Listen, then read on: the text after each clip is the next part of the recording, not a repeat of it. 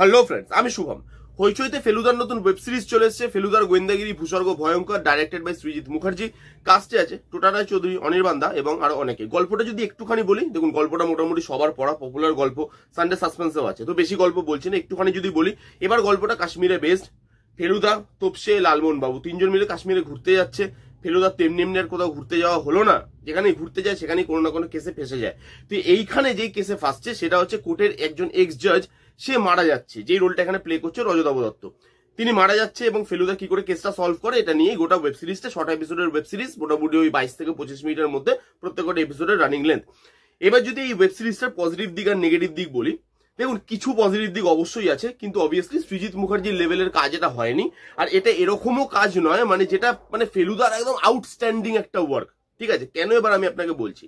এখানে প্রথম যে পজিটিভ দিকগুলো আছে, ফার্স্ট যেটা পজিটিভ দিক, লুক অ্যান্ড ফিলটা ভালো, যেহেতু কাশ্মীরে গিয়ে শুট করা, ব্লগের মতো দেখতে লাগবে। আপনি যদি কাশ্মীরে যেতে না পারেন, যেরকম আমি টাকার জন্য কাশ্মীরে যেতে পারছি না কারণ আপনারা সাবস্ক্রাইব করছেন না, তো কাশ্মীরে যদি আপনি যেতে না পারেন আমার মতো, তো এই জিনিসটা দেখলে কাশ্মীরের ফিলটা আপনি নিতে পারবেন, দুধের সাথে ঘোলে মেটাতে পারবেন। হ্যাঁ, কাশ্মীরের সিনিক বিউটি দেখতে পারবেন, সেখানকার যেই জিনিসপত্রগুলো সৃজিত মুখার্জি ক্যামেরা বন্দি করেছে, আমাদেরকে দেখিয়েছে, সেগুলো দেখতে ভালো লাগে, লুক অ্যান্ড ফিলটা ল্যাভিশ লাগে দেখতে, এবং সেই জন্যই বোধহয় গল্পটা বাঁচে। আমি আসছি নেগেটিভ দিকে সেটা নিয়ে। আর নেক্সট পজিটিভ দিক হচ্ছে পারফরমেন্সেস মোটামুটি টোটা রায়চৌধুরী নিজের দিক থেকে চেষ্টা করেছে ফেলুদা হওয়ার। এবং দেখুন সত্যি কথা বলতে, সৌমিত্র স্যারের অথবা সব্যসাচী স্যারের ফেলুদা তোকে ম্যাচ করতে পারবে না, মানে আমাদের মাথায়, মানে বাঙালি হিসাবে আমাদের মাথায় ওই ক্যারেক্টার দুটো ফেলুদা হিসাবে বসে গেছে। তো ওই জায়গায় মানে টাচ করতে পারেনি টোটাদা, কিন্তু টোটাদা নিজের দিক থেকে চেষ্টা করেছে। আবার আমাদের অনির্বাণ দা, লালমোহন বাবু কম, একেন বাবু বেশি হয়ে গেছে। এবং আমার এখন মনে হয় যে অনির্বাণ দাকে একটু আলাদা ধরনের রোল চুজ করতে হবে, যেরকম চালচিত্রতে করছে বা ব্যাদ বলে ওয়েব সিরিজটাই করেছিল, ওরকম ধরনের কিছু রোল চুজ করতে হবে যাতে এইগুলোর থেকে বেরোতে পারে। কারণ এগুলো একেন বাবু বলুন বা এই রোলটা, যে লালমোহন বাবু, এইগুলো সব একই ধরনের তার রোল লাগছে দেখে, এই দুটো রোলের মধ্যে আপনি ডিফারেন্সিয়েট করতে পারবেন না। তো ওইটা মোটামুটি ঠিক আছে, সেমই বলতে পারেন। তো বাকি আর যারা ছিল, রনিদা থেকে শুরু করে বাকি যারা ছিল, ঋদ্ধি ছিল, সবার মোটামুটি ভালো, ডিসেন্ট, এনজয় করবেন, খারাপ লাগবে না আপনার দেখতে। এই ছিল মোটামুটি পজিটিভ দিক। এবার যদি আমি নেগেটিভ দিকে মুভ করি, এবার আমি গল্পটায় আসছি যে এই গল্পটা কেন বাঁচা হয়েছে। এবার আপনি দেখবেন এই গল্পটা কিন্তু সত্যজিৎ রায়ের লেখা ফেলুদার বেস্ট গল্প নয়। এই গল্পটা আজকের দিনে কতটা লোকের ভালো লাগবে সেটা নিয়ে কিন্তু যথেষ্ট প্রশ্ন আছে।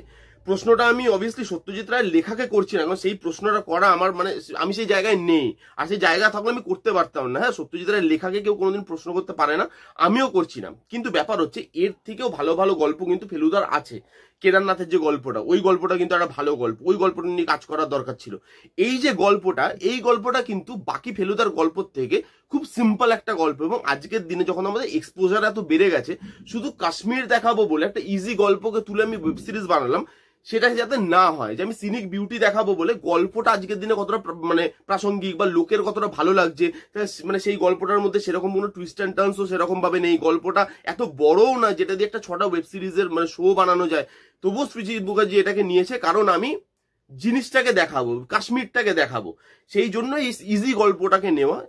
গল্পটা যেহেতু খুব ইজি, আমরা যেহেতু অনেক কিছু দেখে ফেলেছি আজকে থেকে 10 বছর 12 বছর আগে হলে, বা এই গল্পটা এত পপুলার, গল্পটা আমরা ছোটবেলায় পড়ে এসেছি, এবং সেই গল্পটা যখন আজকে দেখছি মানে এত সিম্পল গল্প কেন, এর থেকে ভালো গল্প তো আছে, ফেলুদার আছে এর থেকে ভালো গল্প, সেগুলো নিয়ে কেন কাজ করা হচ্ছে না?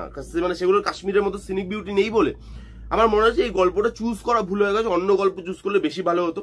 আচ্ছা, আরেকটা প্রবলেম আছে কাশ্মীরকে নিয়ে, যখন আপনি কাশ্মীরটাকে দেখাচ্ছেন গল্পের মধ্যে, দেখবেন ফেলুদার যতগুলো গল্প আছে জায়গাগুলো খালি কিন্তু জায়গা নয়, মানে তিনি যখন রাজস্থানে যাচ্ছেন বা তিনি যখন কাঠমান্ডুতে যাচ্ছেন, সেই জায়গাগুলো কিন্তু জায়গা খালি নয়, সেগুলো গল্পের একটা পার্ট। বাট আপনি যখন এই কাশ্মীরের সিনারিগুলো দেখবেন এবং গল্পটা দেখবেন, আপনার মনে হবে গল্পটা আলাদা যাচ্ছে, কাশ্মীরটাকে সৃজিত মুখার্জি আলাদা দেখাচ্ছে, কাশ্মীরটা বা জায়গাটা গল্পের পার্ট হয়ে উঠতে পারছে না। আপনার দেখে মনে হবে ব্লগের মতো জিনিসগুলো দেখাচ্ছে, লং লং ক্যামেরা শট বা ড্রোন দিয়ে শুট করছে, ওপর থেকে পুরো জায়গাটাকে দেখাচ্ছে, বরফের জায়গা ফায়গা দেখাচ্ছে, সেখানকার লোকাল কুইজিন দেখাচ্ছে। জিনিসটা আপনার দেখে মনে হবে কি একটা 6টা এপিসোডের ব্লগ দেখছি আমি, কিন্তু সেই জিনিসটা গল্পে কোথাও আসছে না, গল্পটা আলাদাই চলছে। মানে এই গল্পটাকে আপনার দেখে মনে হবে, এই গল্পটাকে যদি কলকাতার যে কোনো জায়গায় বেস করে দিত বা যে কোনো জায়গায় বেস করে দিত পৃথিবীর, গল্পটা চলে যেত, কাশ্মীরে হওয়ার দরকার ছিল না। এবার কাশ্মীরটাকে তো গল্পের মধ্যে ইনকর্পোরেট করতে হবে, কাশ্মীরটাকে তো গল্প বানাতে হবে। কাশ্মীর আলাদা যাচ্ছে, গল্প আলাদা যাচ্ছে, সেই জিনিসটা যাতে না হয়। কারণ সত্যজিৎ রায় যখন গল্পটা লিখেছিল, আপনি যদি সানডে সাসপেন্সেও গল্পটা শোনেন না, আপনি দেখবেন কাশ্মীরটাকে গল্পের পার্ট করা হয়েছিল। আপনি যখন শুনবেন কানে হেডফোনে আপনার মনে হবে আচ্ছা কাশ্মীরটা আপনি ভিজুয়ালাইজ করছেন, গল্পটার মধ্যে গল্পটা তার মধ্যে কাশ্মীরের একটা বিশেষ ভূমিকা আছে, এমনি এমনি চলে যায়নি, বাট এখানে মনে হয় যে এমনি চলে গেছে খালি সিনিক বিউটি দেখাবো বলে। এটাই ডিফারেন্স সৃজিত মুখার্জি সত্যজিৎ রায়ের মধ্যে, বুঝতে পারছেন তো ফারাকটা, কেন উনি গ্রেট ডাইরেক্টর। আরেকটা জিনিস যেটা আছে, বড় হয়ে গেছে ওয়েব সিরিজটা, এত বড় ওয়েব সিরিজ দরকার ছিল না, কারণ গল্পটা ছোট, যেহেতু হইচইয়ের একটা পার্টিকুলার ওই মেন্টালিটি আছে যে আমি 6টা এপিসোড বানাবো, 20-22 মিনিট করে এক এপিসোড থাকবে, সেই রকম ভাবে করতে গিয়ে গল্পটা লেন্দি হয়ে গেছে, সাবপ্লট ঢোকানো মানে হয়েছে একটা, মানে একদম প্রথম দিকে সেই জিনিসটার কোনো দরকার ছিল না, কোনো কিছু এক্সট্রা অ্যাড করছে না সেই সাবপ্লটটা, কি সাবপ্লট আমি বলছি না, বাট সেই জিনিসটা মানে কোনো কিছু অ্যাড করছে না। তো এই ওয়েব সিরিজটা খুবই অ্যাভারেজ একটা ওয়েব সিরিজ লেগেছে আমার জন্য। এটা অনেক অনেক বেটার একটা ওয়েব সিরিজ হতে পারতো। সৃজিত মুখার্জির কাজ নিয়ে আর কি বলবো, কখনো ভালো করছে খারাপ করছে, যা ইচ্ছা তাই করছে আর কি। যাই হোক, এই ছিল রিভিউ। কেমন লাগলো রিভিউটা জানাতে ভুলবেন না, ভালো লাগলে please give Thums up, like করবেন, কমেন্ট করবেন, শেয়ার করবেন, চ্যানেলটাকে মাস্ট সাবস্ক্রাইব করবেন। দেখা হচ্ছে নেক্সট কোনো ভিডিওতে, ততক্ষণ bye bye, take care and be safe.